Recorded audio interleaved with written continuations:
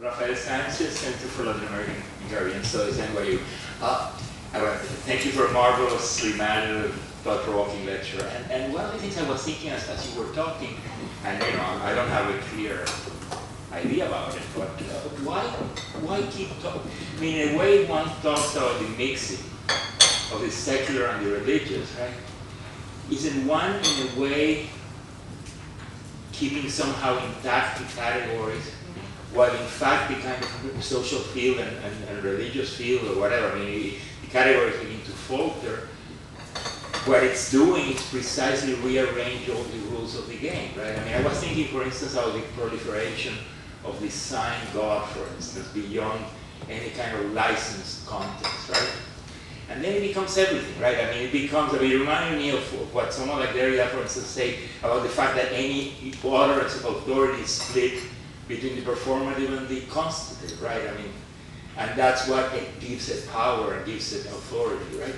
And it becomes everywhere. I mean, God is everywhere, the kind of thing, and the secular is everywhere. But then what is the meaning to keep talking about these two things when in fact what we are witnessing, seems to me, is the rearranging of the whole social field in which we are ushering into a different kind of reality, right? And the other thing, I mean, I was thinking, for instance, about the second question has to do with the evangelical, the new right. I mean, it seems to me that the new right was preparing all this. I mean, once you become so bloated, so hyperbolic that you invade everything, you start losing your boundaries. Right? I mean, the world, or what we call the world or the secular, necessarily invades the domain of the religious, right? So it seems to me that you're witnessing a rearrangement of the whole thing, which may force us into a new vocabulary. That's basically what I was. I think it may be going there. I don't know. I think there are forces and practices still producing secular and religious boundaries. That's also true. So, and especially within the realm of the legal. That's a different arena altogether. And what we're talking about here is what shall we call it? The discourse of secularity, the culture of secularity, which is seemingly unhinged. Even so, I think there are still secular discourses that are producing the boundaries as well as the mixtures. And the way I'm thinking about it now is that it's not so much that the categories are being abolished and they're not out there anymore. They're still being produced, but they're not so much in the foreground. Their grip on our thinking about the secular and religious is weakening, and as it does, then these mixtures, and the fact that there's always been mixtures and that there's never been pure categories, comes into view. But the categories still get produced. It's a little like racial boundaries, racial orders that in the US is the categories black and white are still ferociously strong, and yet at the moment the mixtures are very much more foregrounded. But that doesn't mean that black and white go away, and that it's true of gender categories as well. It's a phase, and I can imagine that there would be a time in the future where either the religious or the secular is enforcing those boundaries all over again. So that's why I paused before saying it's finished. These categories are gone. And your second question, yes, I would say very much the religious right had brought all this on and started it and enabled it, and is now aghast at what's been set loose. But I wouldn't give all the credit to the religious right, because evangelicals, in that first slide there was that bigger round bubble of evangelicals, and they had long been advocating a kind of modest engagement with the culture. They were sort of, let's say, semi-separatists. And so they opened doors that the religious right ran through and changed all the terms, and now the other groups within that broader evangelical category are reemerging and finding their voice again, or creating new voices and re-speaking the terms of the connection between church and world all over again. My name is Marike. I'm in the Gender and Ethnicity program here, and tomorrow we'll meet again in the masterclass. I'd like to thank you for your lecture. It was really interesting. I have a question to return to the empty seat for Elijah. I've noticed a very strong emphasis on New Testament texts in this evangelical movement. And I was wondering if you see a link between this emphasis on New Testament and perhaps a changed view on the relation with Judaism, and maybe also on the relation between Israel and the United States. What is the what does this almost excluding of the Old Testament say about the way evangelicals regard their relation to Judaism and Israel? I don't know that I have anything to say about how that might be changing. First of all, in terms of the Bible zines, some of them, not Revolve. Revolve is always the New Testament, and a couple of the others are always the New Testament, but others come out with portions of the Old Testament, but not the whole thing. That would be a phone book. So they select subsets, the prophets or the Psalms, and subsets of books. So it's not completely to the exclusion of the Old Testament. But the way that within these communities the Old Testament is read is always as a preview of the New Testament. So even when it's included, it's read in a way that excludes Judaism, in a way, that deprives Judaism of its independent history and force and continuing presence and interpretation.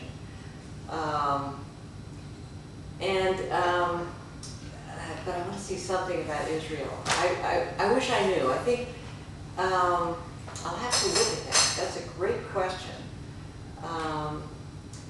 There are silences. Sometimes when things are rearranging within evangelicalism, the way they get from one place to another is they stop talking about it for a while.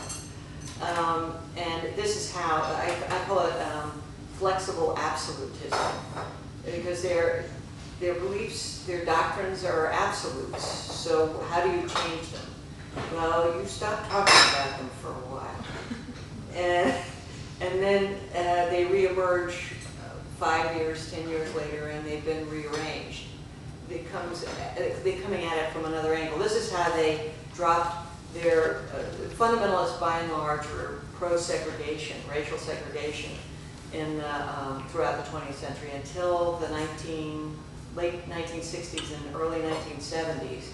They stopped talking about it for about 10 years, and then they started articulating at least a language and to some extent practices that were more racially inclusive. And I think that might be happening now around Israel. They had been the right wing, and continues to be the right wing view of Israel, is that this is where Jesus will come again. And a certain number of Jews will be spared because they convert at that time, and so on and so forth. So there's a whole story out there. And the kind of thing that I'm talking about, the emerging church and the popular culture, you hear the phrase, Jesus is coming again, but you never hear it elaborated. This is not the part of evangelicalism that reads the Left Behind books. In fact, I wonder, I'd like to check the sales of Left Behind books. I have a feeling it's dropped precipitously. So I think that's up for grabs too, what will be there. I'm not saying that it's gone, but that's no longer the foregrounded view of Israel's role, which of course was to be destroyed in the process, as well as much of humanity before Jesus came thinking of earth and heaven for 1,000 years and so on and so forth. That's the dispensationalist story of the future, and Israel was very central to that. So there's a complexity, a fraughtness in the relationship to Israel. Israel is crucial to the future of Christianity, but it's going to be destroyed. You see, and so they just stopped talking about it. I'd like to join the thanks for this wonderful talk, and if only for the fact that next time I'm teaching the book of Jerry Falwell, I have a wonderful ethnographic exercise lined up in the GarTube clip. So I'd like to ask you something about the economic side of this, or no, let's put it the economic culture of this. One of the things that struck me was that quite a number of the things you mentioned that characterized how the Revolve editors imagined their target audience, especially those teenage girls, in terms of an attitude to spirituality and religiosity that, to me, has resonances with developments in modern religion that have been going on since the early 19th century. I'm thinking of ideas like dropping and mentioning sin and Satan, so the evil sort of drops out. Mentioning something about the religious performance in terms of it works for me. So never mind who else cares about this, as long as I have a certain experience that confirms the authority of this. And this whole list that you showed, what young people have against the church, right? The list could almost be duplicated for New Agers who say, I'm a Christian, but I don't want to join the church. And they've been saying that for 45 to 50 years almost. Some of the other things go back even to Unitarianism, I would say, especially the dropping of sin and Satan. So one of the things that in the way I've been looking at the development of New Age from modern occultism in the 19th century onwards, what struck me is that since they're, as you put it in another part, unlicensed, they don't have a formal authority, they fall back on the authorities of that they get through the market, through selling things through marketing. And that immediately implies a kind of democratization, right? You have to appeal to people's experience in a certain way, so that they are willing to enter that market, even if it's not completely a market that needs to make profit, but it adopts, and that's why I talk about economic culture, it adopts a commodity form, you could say. It tries to sort of, one of the girls said, it makes it easier to digest, which is sort of an interesting metaphor there. Consumer type of Christianity. So I'm wondering, of course this already happened with the moral majority, with Jerry Falwell making, say, joining the church and the mall in a way as joint forms. Do you see, that might be the question, do you see something specific going on here in terms of adopting or perhaps renewing the location of Christianity in economic culture in the US? And does that give a certain meaning, extra meaning to the notion of secular, in the sense that you could talk about commodities as being, as it were, neutral to any religious message, and therefore being secular by definition?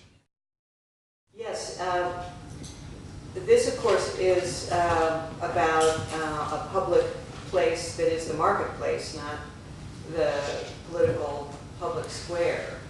And you know, I haven't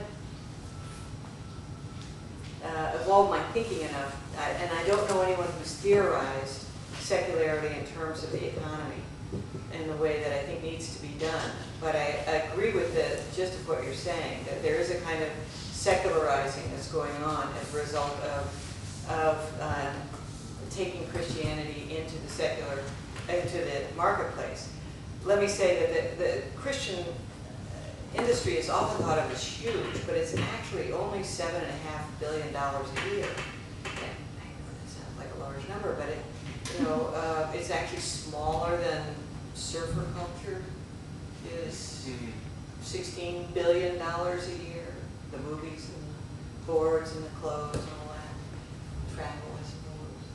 And I looked at, I tried to sort of get a sense of how big this was. And so it's sort of a modest industry at this point. It is growing. And it's likely to grow more now that some of these Christian publishing houses, for example, have been bought up by larger secular corporations, secular publishing houses, because they see it as a growing market and they want to own it.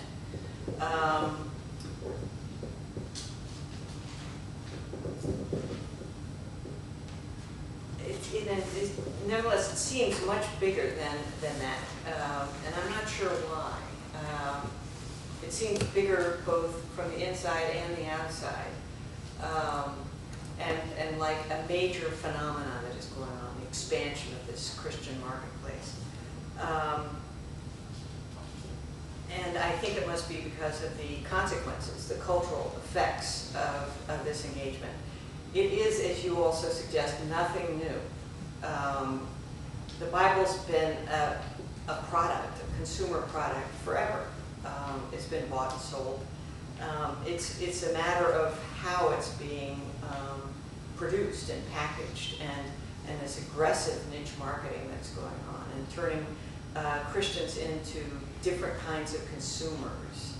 And then you begin to ask, is Christianity a faith practice or is it a pattern of consumption?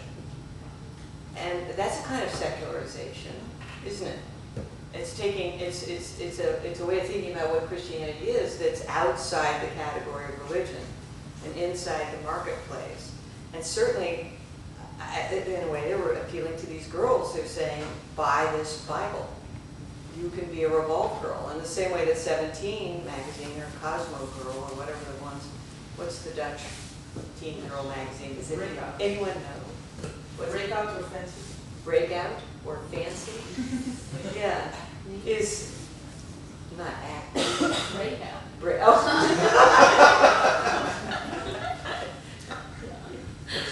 Yeah, you're having a reaction. Says, buy me and you can become this kind of girl, a broken out girl, or a fancy girl, or a Cosmo girl. So I think this is a whole area that needs to be theorized and rethought. I think secularity has been too much confined to, theoretically, to the state and legal apparatus, and that secularity happens elsewhere. And I'm talking about the discourse of secularity, which is a vague way of saying it's bigger than that, but I'm including the economy here, and I think that needs to be specifically theorized. I heard a talk, and I thought a lot about this one, I heard a talk a couple months ago about Dubai, which on the one hand is a city that's run by extremely religious people, but they are committed business people. And if anyone runs Dubai, it's the heads of corporations. And they've created Dubai in many ways as a secular free-for-all zone. All kinds of things happen there. Anything can happen. Now, practicing Muslims don't engage in all those things, but they will allow anything to happen. So, and there's something about the market, their relationship to the market, unlike some of the other cities in this, the UAE, that are run by equally religious Muslims, but are not so committed to the market. And they look more like theocracies. So there's something about what the connection to the market has enabled there. And then you think about the Middle Ages and different moments in history when Christians, Jews, and Muslims interacted together, and what they had in common was the market. That that enabled a kind of secularity, a convivencia that was a secularity. And so the market is producing that possibility somehow. Not that people weren't also religious, but that they had ways of connecting, contact zones that the market frames. So, there you go. Oh, I'll say one more thing. I was thinking of Dan Kemble and his church.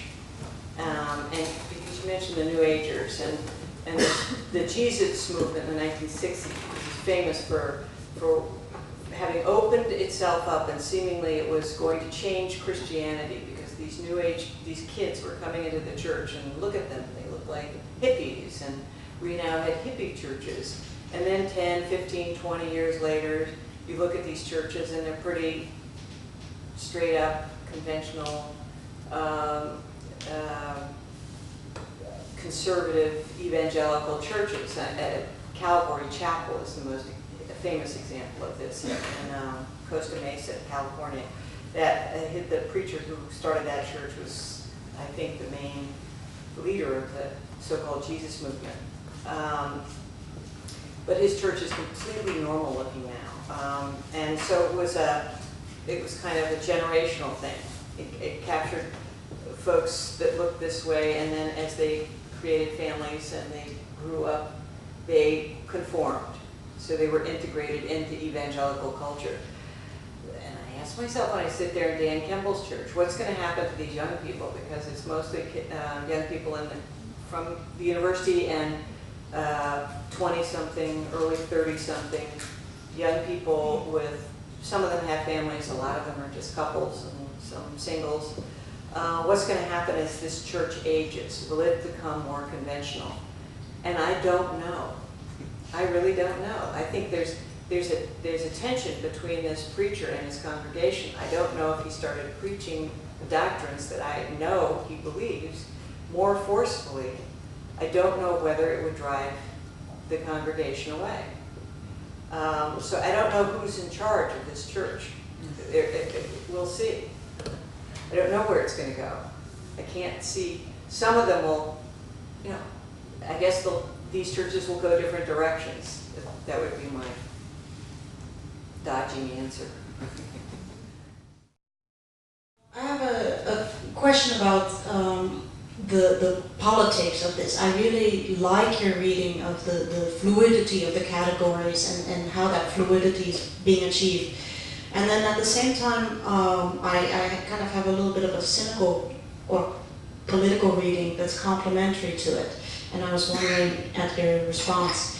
Because you're talking about that they're outside of church culture, but they're very much staying inside middle class culture, and this is complementary to some of what we were talking about. And they're staying outside of church bubble and inside the middle class bubble. And so what you have is this kind of immersion in this consumer culture, and at the same time a kind of retreat from politics. Instead of that there being an alternative politics being proposed, simply what happens is that the politics is hidden or removed. And so it's a place that's very safe, and that what to me it looks like is happening in some ways is something that's deeply escapist. It means that you can get away from politics, you can get away from things like the mess in Iraq, and you can just have your nice little middle class life without really having to worry about what's going on in the rest of the world. And then at the same time make a lot of money.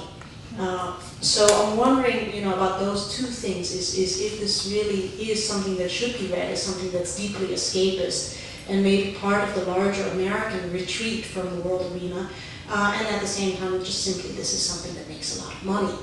And then the second question, that's a smaller question, is simply, I'm just fascinated by the fact that it seems to me this must be one of the first times that you could have people say that they're Christian, that they don't read the Bible, but that but what makes them Christian, in effect, is that they don't have sex. So it's more important to not have sex than it is to read the Bible. Also comic book versions of Moby Dick, which is also thick, very complex and thick books. You want to see walking around, you know, in a bar with the complete work of Shakespeare. So there's the same reasoning. In fact, my analysis is the following. Reading the real stuff, the Bible, studying, used to be high culture. Is this a symptom for trivialization of high culture in America and also in Europe? In Europe, you know, trivialization has sit in with the comic book version of À la recherche du temps perdu de Proust. You can read it in the comics now. That would be another symptom of what has been called by, I guess, Professor Bloom, the closing of the mind, the closing of the American mind and now also the European mind. Thank you. Thank you. There's a little light in it too. Okay. Let's see if I can start at the beginning.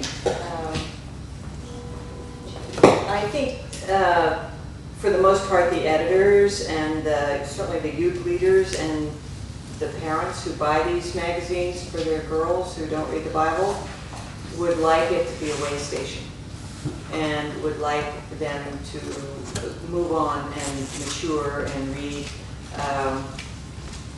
other versions of the Bible. And you can hear that in the comments, the Amazon comments and conversations I've had with youth leaders about it, and all kinds of publicity that's come out suggests or implies that this is the Bible that you wouldn't be embarrassed to carry, and you might begin to read the actual text of the Bible, at least a fifth grade version of it, and it might pique your interest and you'd move on.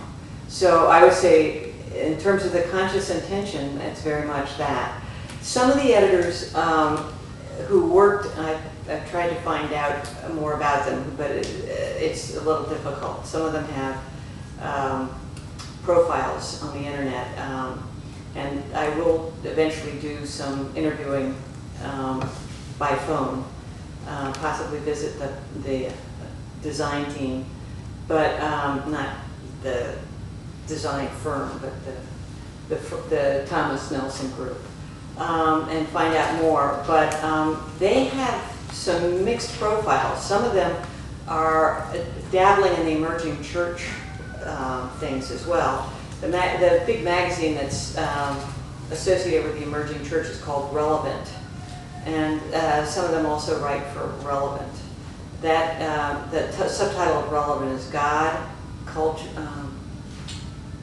God, another word, and then progressive culture is in the subtitle, and that's pretty edgy. And I think that is about creating another version of evangelicalism. So Biblezine is sort of poised in between, and it wants to capture girls and either take them back into the conservative evangelical churches or work with them as they go into this more youth-oriented and unpredictable emerging church culture that's coming up. The philosophy behind this is a cliche in these communities, is that most girls and boys decide what their relationship to God is and what role He will have in their lives when they are 12. So they want to get in there at that time and create a connection. And they'll do anything they have to do that. You mentioned comic books, Shakespeare comic books and so on. There are comic book Bibles. There's a manga Bible. There's a gross Bible, a Bible for boys who like to read about gross things and focuses on all the gross things that happen in the Bible. Violent Bible. I don't think there's a violent Bible. A what? A Lego Bible. A Lego Bible, yes, and there's a whole website where you can go and see the figures. It's quite wonderful. the intention, Bibles, the original Bibles. I'm not sure it would ever arrive at what you would call real Bible study, even if they engaged very deeply with the text. These are powerful interpretive communities, and they're not, at least historically, they haven't been engaging with the Bible as an open-ended text that is proliferating meaning and, in that wonderful way that we all learn to read text now. On the other hand, in the emerging church, there are different versions of the emerging church. They're not all as conservative as Dan Kimball's church is. And at least in terms of their language, they are trying to promote a good deal of what I call doubt tolerance. Tolerance of doubt. They're encouraging questions to be asked. They're encouraging skepticism. Granted, it's not anything like the skepticism that maybe, this audience is familiar with, but it's a shift. And so I don't know where that will go. The emerging church, I think, is the sort of the open zone where new things may happen, and it's very much connected to the popular culture zone. I think that the thing that I like about the new set of bubbles is that it's a mixture of things. It's not just theologically oriented. And these are sort of conscious fellowships. These people, people affiliate with popular culture Christianity. People affiliate with the emerging church, even though there's no institutions to it. So I don't know what it'll look like in 10 years. And as for high culture and low culture,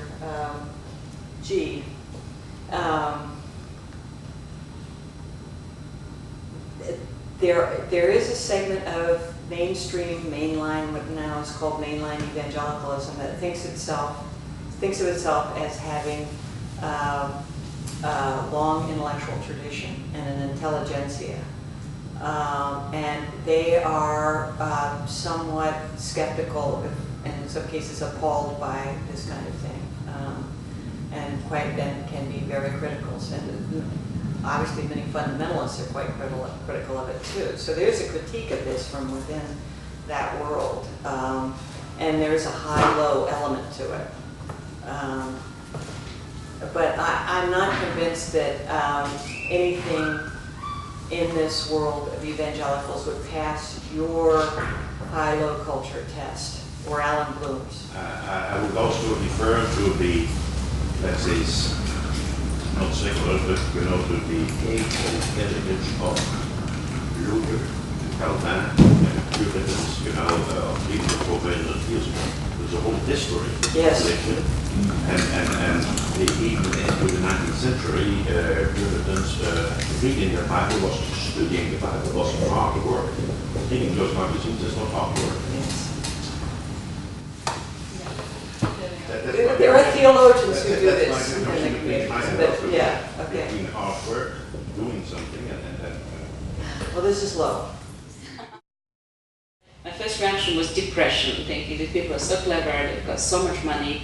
And the second reaction was, I want immediately a subscription to Divine Health. And the baby boomer, I have my title, I will go to the website and make sure that that becomes part of my life. You use copies for Really? pennies.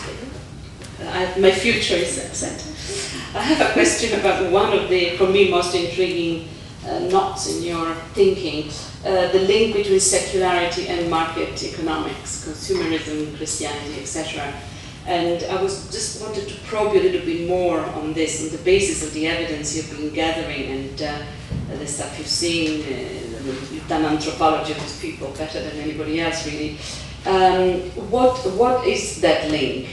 It seems a priori to me, the immediate reaction is suspicious. I'm thinking of historical precedents, the idea that market economics may generate form of secular reaction. And you could think Karl Marx, you could think Max Weber having things to say about this. Are we now witnessing a historical reversal of this? Is something new happening here? And connected to this, another source of sort of mild worry and concern is the work of people like Richard Dawkins, who are talking about the rise of contemporary atheism in the form of consumer religion, like 1,000 different brands of lifestyle religions, which seem to be, you talked about therapeutic theism at one particular point. According to Dawkins, that is the form of contemporary atheism. It is the death of God and the rise of the market, so to speak. Or if, to use the term that Mariela Rayova was present through the camera there, one of the members of our group, it's a form of idolatry, or contemporary idolatry of the market economy. So these were some of the things that resonated in my mind, but the question would be, how do you see, on the basis of this study, the connection secularity market economy? Well, you're not going to like this, but I hear you articulating what could be the critique from the more conservative or fundamentalist point of view, that this is idolatry. And I mean, this will emerge inevitably. There will be a reaction to what is going on now, and there will be more. I think of Protestantism as a huge schism machine. It just, whatever happens, it's going to produce a reaction to it, and there's going to be a church founded in relation to it, and it's going to link up, it's going to make up a new history that links it to things that have come before, and they're going to be calling itself the true church, the early church. You know, it's going to start all over again. So this will happen. It's 100% guaranteed, and you've already found some of the language, and I'm intrigued that Richard Dawkins is also, contributing to this by calling lifestyle religions a kind of atheism. That's wonderful. What do I think? Well, that's part of what I think is going to happen, and but I have, I'm sure, implied, and I don't mean to, that there's something new about this relationship to the economy, but there isn't. Let's think about the mega churches. Their conscious model, their business model in mega churches is the shopping mall, the super shopping mall, the really huge ones. In the 1980s or 70s and 80s, when I worked with Jerry Fallow's church, and there was the church growth literature at that time, which is a science, the science of church growth at that time, said that they were building super churches, they called them, and the model was the shopping center, which is a little different from the mall. Pardon me for not knowing exactly what the difference is, but it was a different business model. And then before that, churches and evangelical Christianity in particular have been borrowing from business all along. And early 20th century preachers compared themselves to businessmen, and their strongest allies were business people, not big business people, local, state, regional business people. And being a preacher was a kind of way of being a businessman. And their churches have always been businesses, and they've understood themselves as business people in a way. They do not have an aversion to thinking economically about what they are doing. And this, what was your name, Peter? Yes. Yes, suggested this has a long history in the U.S. and it was especially foregrounded in the early 19th century revivals with Charles Finney, who was promoting all kinds of practices and in using business models and making alliances with businessmen like Kellogg and others. And I suppose if we went back to George Whitefield, and it just keeps going. So there hasn't been a history of aversion to economics, and so I call this a neoliberal Protestant Reformation. Not to say that it's newly economic. The relationship to capitalism is old, as we know from our friend Max Weber. But this stage, there seems to be a kind of proliferation of the economic forms, and the state seems to be, it's still there, it's still engaged, and so on and so forth. It hasn't gone away, but it's almost as if the market is coming into the churches in ways that it hadn't before, and colonizing church cultures to a degree that hadn't occurred before. So it's a level and intensity of market engagement that's shifted. And specifically in the sense of producing subjects, Christian subjects, and producing Christianity as a pattern of consumption. This is, I think, a shift. Because what struck me in the discussion now is that, of course, what Max Weber described was, as it were, the schism machine before capitalism. Right? It was the schism machine that perhaps partly created capitalism. Then you have this full flowering of market relationships, and one of the striking things about these people that I mentioned in the 19th century, spiritualists in particular and modern occultists, is that they, in adopting market models, in fact from Methodists, from Christians trying to sell God, as Larry Moore called it, they became not just visionary, but positively anarchistic. I mean, everybody could start something new. And then you get a situation in which something quite interesting happens, because, of course, the schism machine before capitalism was predominantly led by men, while some of these non-Christian movements in the 19th century, and that would be interesting to talk about in comparison to the present, became almost quintessentially female-led movements. The Theosophical Society, Madame Blavatsky, is probably the best example of that. And it has to do something with the relocation of spiritual authority, because you can't call it religious at that point anymore. It's both scientific, so to speak, and religious. It's about a relocation of authority in the sphere that we tend to call private, but that sort of, deceptively actually combines the public part of the economy with something that is not wholly in public view, and which, in the case of the spiritualists, would happen, for instance, in domestic circumstances to some extent. So what I'm trying to get at is that it seems as if there's this kind of engine of the market seems to progressively push this proliferation of authority to points where actually where you have quite significant changes, among other things, in the field of the gender of authority. Right. One way to think about what's happening within conservative Christianity now is that it's happening inside Christianity, not just outside. And you remind me that fundamentalists, it's not usually discussed in the literature, but one of the things they were protecting was male authority.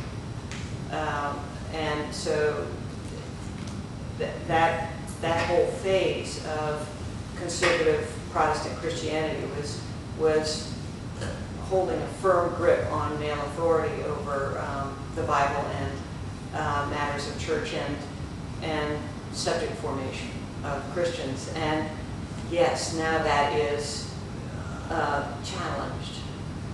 Let's at least say that. And most of the challenge is coming from consumption, the culture, the popular culture. In the emerging church, it's mixed. Some are challenging the gender assignments, and some aren't. Lauren Berlant has a term, intimate publics, which I like very much, to describe the kinds of politics that are emerging here, and personal politics. And and the way in which market practices are shaping them. She studies, among other things, the readerships of different kinds of romantic literature and calls them an intimate public. And the idea is to say that, and it's a mode of depoliticization. I mean, that's part of her argument, that people can engage can engage in public in very personal ways, and their personal lives are part of public life. And so there's a way in which Christians are becoming more public, but it's also the public is becoming more private. So that's another sort of riff on what you're talking about. My name is Irfan Ahmed and I'm based at Eastern University. Can you tell us something about your fieldwork experience?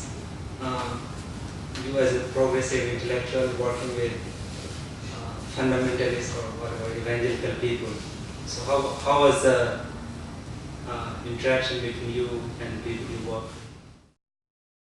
So what I mean, like, probably you as a progressive intellectual, what are the difficulties or dilemmas of doing fieldwork with supposedly conservative or fundamentalist people? Of course, when one does fieldwork, one doesn't present oneself in his or her entirety. So How many lies that you tell?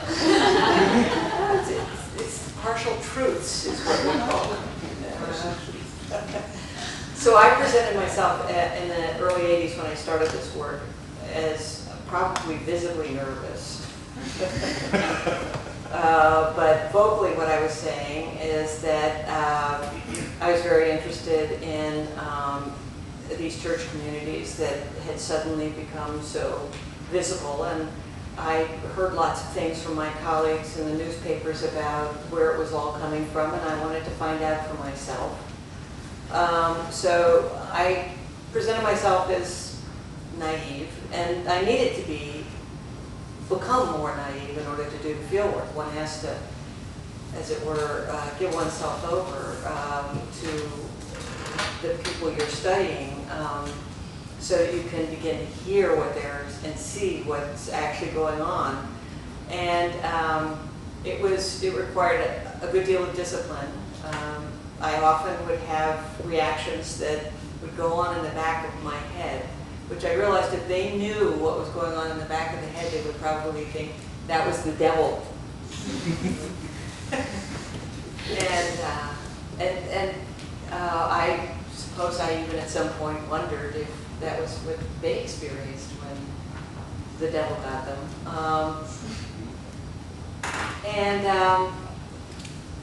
I tell a story in my book about coming under conviction, which is their term for going through the first phase of conversion.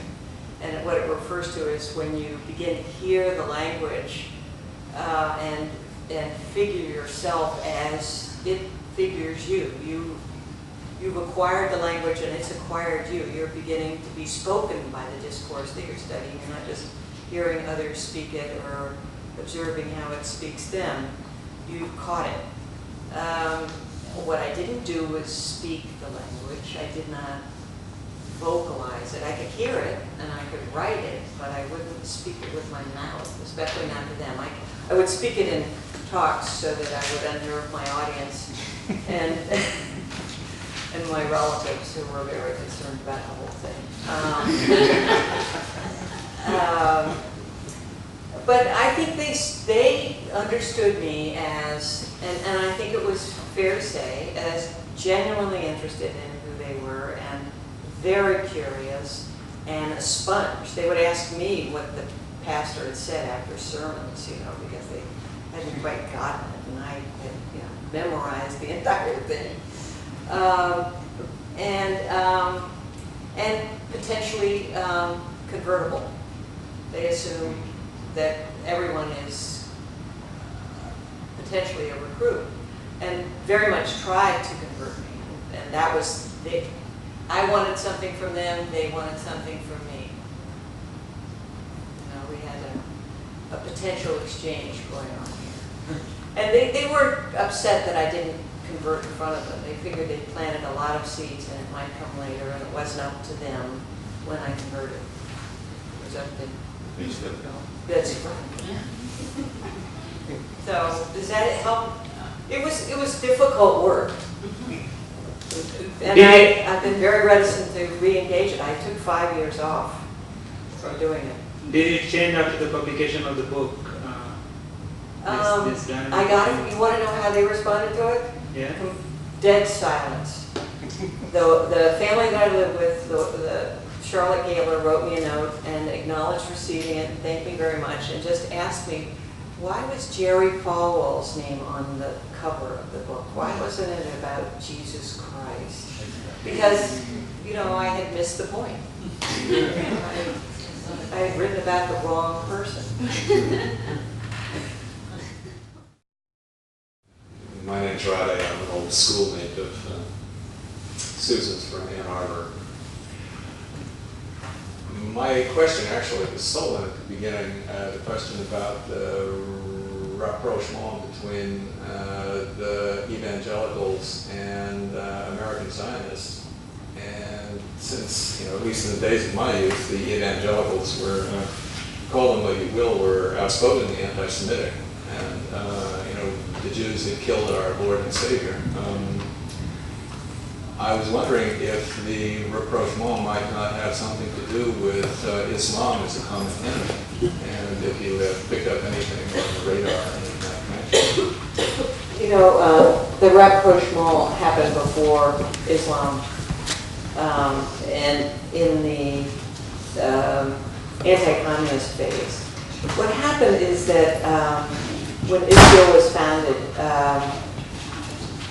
it became a very precious place to many of these fundamentalists, and because that was the fulfillment of a major biblical prophecy that foretold that Christ would come when, you know, Israel had to exist for Christ to return, because that was where he was going to come again. It had to be in the hands of the Jews.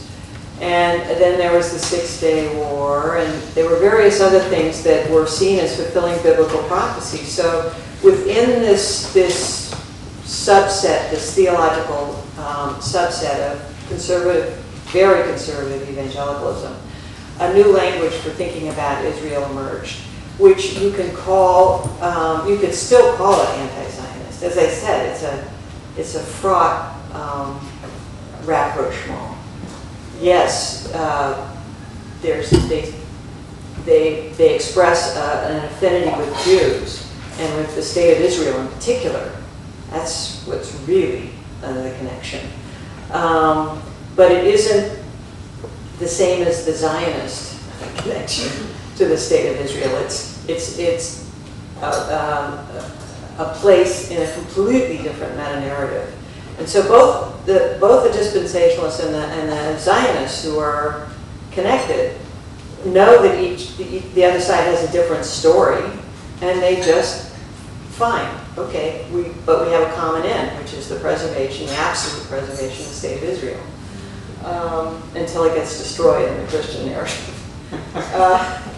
What I was trying to suggest is that, and some of it, I think, is a response to the reaction that these very conservative evangelicals, the dispensationalists, have become very anti-Muslim and denounce Islam as they used to denounce communism.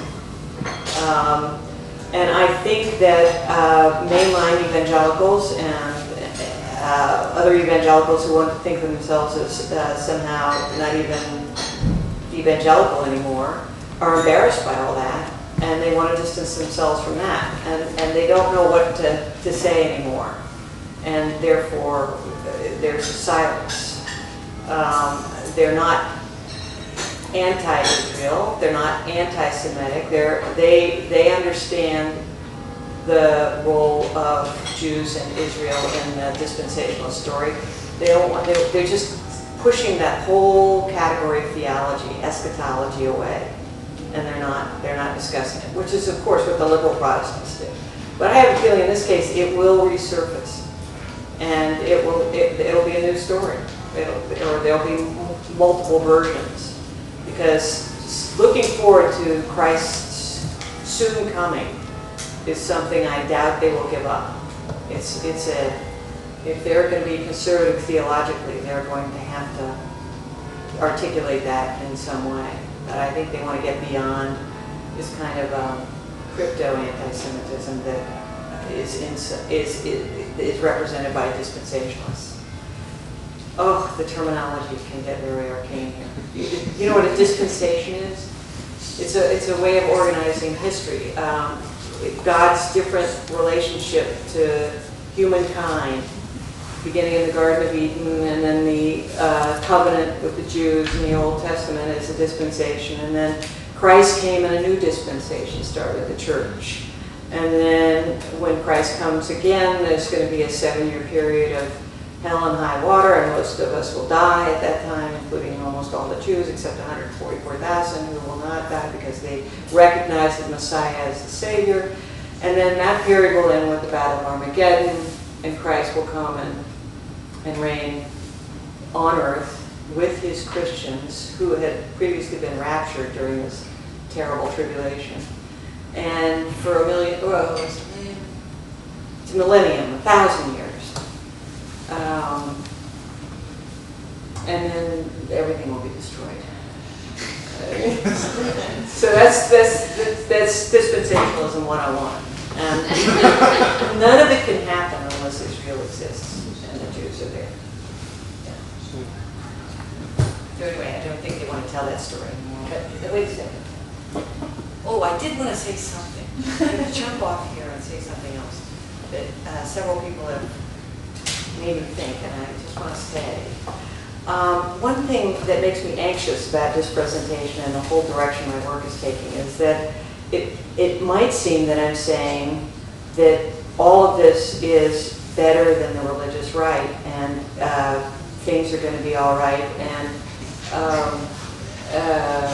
they're becoming moderates, and the moderates are who we can deal with, even, whatever.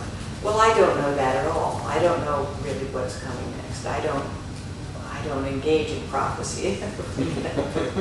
I don't know where this will.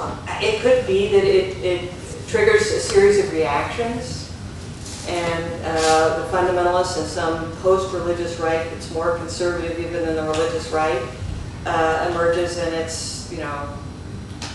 everything is worse. And then also I would say, even if this continues, that there will continue to be challenges to ways of being secular and to secularity, that we will find people who think of themselves as secular or not evangelical in this way will find discomforting and difficult to live with. And so that's why I think I like the term agonistic for this post-secular world. The very least, I want to shy away from suggesting that this is going to be a peaceable kingdom. I think I don't know what the conflicts will look like, but I'm sure that they will continue. And on that note, that happy note.